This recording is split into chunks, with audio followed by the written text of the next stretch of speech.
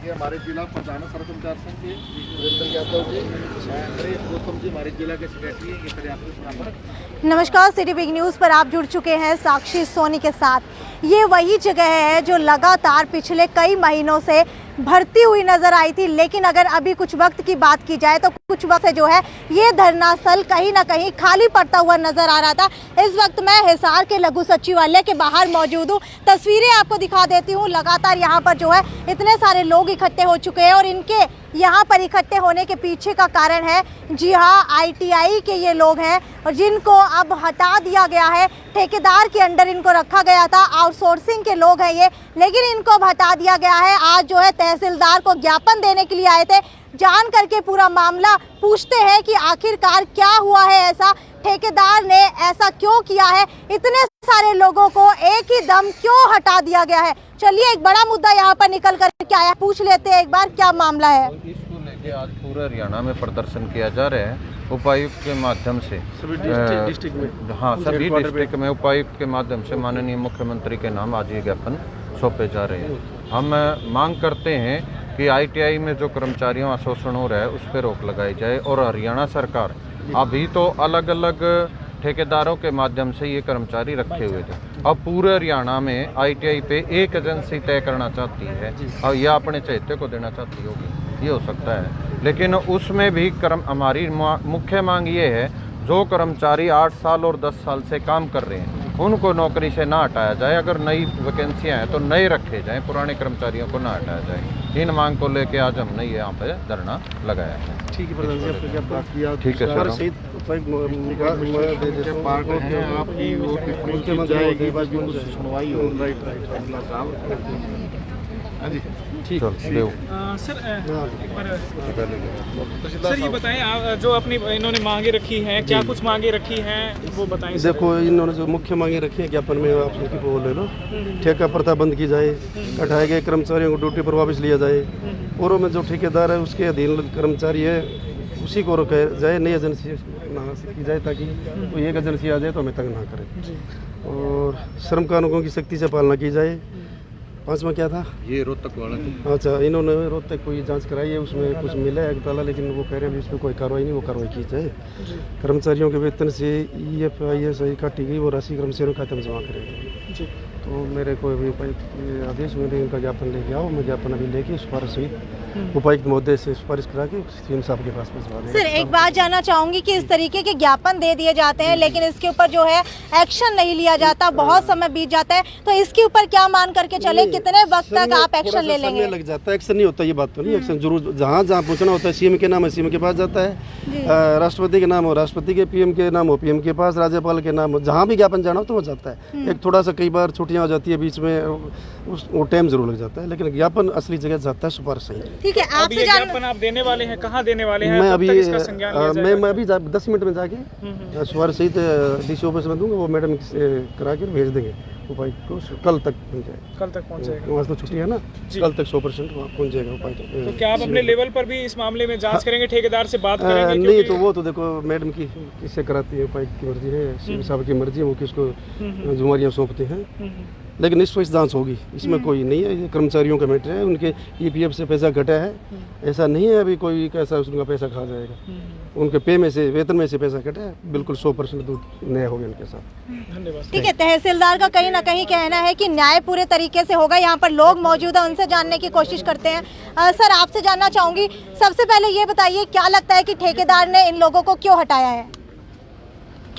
ठेकेदार लगातार कर्मचारियों को हटाने के नाम पे शोषण कर रहा है। 4-4 महीने 5-5 महीने खाते में कर्मचारियों पैसे वेतन नहीं डाल रहा है। हम कल ही ITIयों का दौरा करके आए हैं, 4 महीने का चेक ITI ने काट के दे दिया, लेकिन ठेकेदार अपने पास रखे हुए। एक बात तो ये, दूसरा EPF और ESI काट रहे हैं, जमा नहीं हो रहा। वही हमारी मांग है, जो हमारा EPF और ESI काटा गया है उसको खाते में जमा कराया जाए। वजह क्या मानते हैं, इस तरीके से क्यों काटा जा रहा है?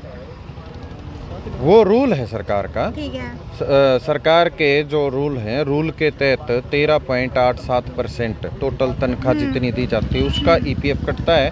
उतना ही ईपीएफ, मान लो 500 रुपये काटता है तो 500 रुपये ठेकेदार को जमा कराना होता है।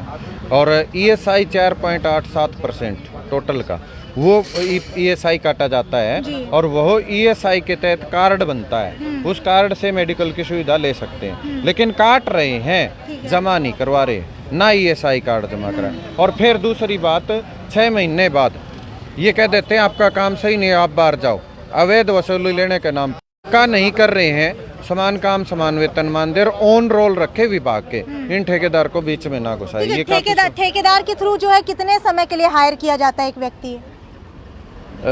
इसमें ठेकेदार के तहत उसको जो क्या बोलते हैं उसको, कॉन्टैक्ट होता है ना, उसी के तहत रखा जाता है। फिर उस कॉन्टैक्ट को आगे आगे आगे बढ़ा के कर दिया जाता है। अब कोई पूरे हरियाणा की एक एजेंसी के नाम ठेका छूटने वाला है। अब कर्मचारियों में आशंका है कि नई एजेंसी आएगी, वो नए बंदे रखेगा जो 10 साल और 15 साल से काम कर रहे हैं, वहाँ सफाई का कर रहे हैं, झाड़ू का कर रहे हैं, माली का कर रहे हैं, या जो भी कर रहे हैं। अब वो कहाँ जाएंगे? हमारी ये मांग है कि ठेकेदार, सरकार, पीछे सरकार ने फैसला भी करा था, पिछली सरकार ने, और ठेकेदार कितने ही बदले, कर्मचारी एक रहेगा, वही रहेगा, उसको बदला नहीं जाएगा। तो कहीं ना कहीं भ्रष्टाचार मान रहे हैं हम। वो तो आप देख लो, आपको दिख ही रहा है, हम क्या बताएंगे, ये तो हो ही रहा है। हम खुले आरोप भी लगा रहे हैं, इसमें कोई जोरा नहीं। हमने तो ईपीएफ और ईएसआई के करोड़ों के घोटाले पकड़वाए सरकार को, उन पे ब्लैक लिस्ट भी करवाया उनको, और सरकार पे कार्रवाई सरकार ने लोग कुछ ब्लैक लिस्ट किया। फिर अधिकार, ये बड़े ठेकेदार क्या करते हैं, खुद की कंपनी ब्लैक लिस्ट होने के बाद दूसरे के नाम से चलाना शुरू करते हैं, फिर वही काम शुरू हो जाता है। मिली भगत तो है ही, और पीरियड में ब्रेक आ जाता है इससे, ये कह रहे हैं। और आपके माध्यम से हम ये कहना चाहते हैं कि हिसार उपायुक्त महोदया को हम डीसी रेट के लिए हिसार का अनुभव के आधार पे तय करने के लिए ज्ञापन दे के गए थे 26 तारीख, वार्ता भी करके गए थे। आज 11 तारीख हो चुकी है, अभी तक उस पर कोई कार्रवाई नहीं हुई है। हम मांग करते हैं कि डीसी रेट अनुभव के आधार पे तमाम ज़िले का अन्य ज़िलों की तर्ज पे लागू किया जाना चाहिए। सर्व कर्मचारी संघ हिसार से, क्योंकि हिसार जिले का अन्य जिलों से काफ़ी कम है, 7000 के लगभग। ठीक है, ये है। परिचय दे दीजिए। सुरेंद्र यादव, जिला प्रधान सर्व कर्मचारी संघ हिसार। ठीक है, ये मेरे साथ सुरेंद्र यादव यहाँ पर मौजूद थे।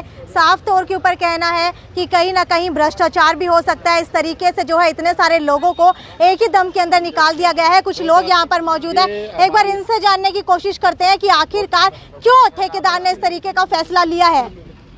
हाँ जी मैम। मैडम, आप बताइए कि क्या वजह लगती है, ठेकेदार भ्रष्टाचार के आरोप भी कहीं ना कहीं लगते हुए नजर आ रहे हैं, तो ये कुल मामला भ्रष्टाचार का है या फिर वो अपने दम के ऊपर आप लोगों को निकाल रहे हैं? अपने दम पे ही निकालते हैं, खाने पीने के चक्कर में पैसे की मांग करते हैं, हम देते नहीं हैं तो परेशान करते हैं, भी किसी ना किसी बहाने निकल जाए यहाँ से। और हमारा एक ये साथी, इसके साथ भी ऐसे ही हुआ, पैसे दे के बंदे लगाने थे, हम तो सुरेंद्र मान जी ने बचा लिए, नहीं तो हमें तो कब का हटा देते। अच्छा। इनको हो गए 2 साल, इन्होंने पैसे नहीं दिए और कोई गलती नहीं, कोई काम नहीं, कोई दिक्कत नहीं, फिर भी बिना वजह ही हटा दिया। ऐसा गिल ठेकेदार आया, उसने ऐसी नाइंसाफी करी। काम क्या करती हैं आप? मैं सफाई का काम करती हूँ। सफाई का काम हाँ करती है। जी। कितनी पगार मिलती है महीने की? पहले तो मैम थोड़ी मिलती थी, अब 11,400 मिलती है। ठीक है, पूरी आ जाती है खाते में? हाँ, पूरी आ जाती है खाते में 11,400। ठीक है, जो पीएफ जमा करवाने की बात कही जा रही है, क्या इस तरीके का कोई मामला है? मैम अभी कुछ पता नहीं है, अभी कुछ मैसेज नहीं आ रहा पीएफ का। तो क्या नाम है जी आपका? सुलोचना। अच्छा, अभी आप वहीं कार्यरत हैं? मैं तो करती हूँ, मुझे 8 साल हो गए वहाँ लगे हुए। वैसे तो हटाया इनको गया है। ठीक है, मुझे ये बताइए कि क्या लगता है, मिली भगत का मामला है या सारा का सारा ठेकेदार का मामला है? मुझे तो पता नहीं जी, इस बारे में तो मैं क्या कह सकती हूँ। मान लो तीसरी फर्म आई थी जी, आते ही गिल इंटरप्राइजेज आई थी, आते ही मेरे को उसी दिन ठेका जैसे छूटा ना, आते ही मेरे को इन कर्मचारियों को बाहर बुला के कहते आप एक साइड हो जाओ, और मेरे को बोले आप कल से मत आना। अच्छा, कॉन्ट्रैक्ट के ऊपर आपको कितने समय का कॉन्ट्रैक्ट के ऊपर रखा गया था? मैम ये कोई नहीं है, मेरे को तो 2013 से थी जी, और 2019 तक मैंने 7वें महीने तक काम किया है जी। और तीसरी जैसे फर्म आई ना, आते ही मेरे को उन्होंने बाहर कर दिया जी। मैंने जाके प्रिंसिपल सर से बात की, हमारे चहल साहब आए हुए हैं, तो मैंने कहा जी सर ऐसे कोई गलती तो बताओ, मेरी कोई गलती नहीं है और बिना वजह मेरे को क्यों हटाया जा रहा है। कहते हैं मुझे नहीं, आप हमारे बंदे नहीं हो, आप ठेकेदार के बंदे हो। अब ठेकेदार सर से बात की तो वो कहते हैं कि आप प्रिंसिपल से बात करो। तो जाएं तो हम कहाँ जाए जी, 1.5 साल हो गए मेरे को, घर में धक्के मैंने सारे खा लिए। बताओ, नोटिस पीरियड आपको दिया गया था? नोटिस पीरियड मैंने मांगा था जी, कुछ नहीं दिया मेरे को। मैंने लिखित में मांगा था जवाब, मेरे को कि बिना वजह कैसे हटाया जा रहा है। तो ये कहते हैं कि बोले है ना वो पक्के कर्मचारी आ गए आपको इसलिए, और अब पैसे दे के बंदों को रख रहे हैं जी। यानी आपका कहना है कि कच्चे कर्मचारियों को और रखा जा रहा है, केवल हाँ आपको जी, हटाया बिल्कुल हटा, 2 बंदों को हटा दिया जी हमारे। एक उससे मेरे से पहले एक इंद्रवाली था जी, उसको हटाया गया है। उसने तो कोई कार्रवाई, मैं तो उसी दिन डीसी के पेश हो गई थी जी।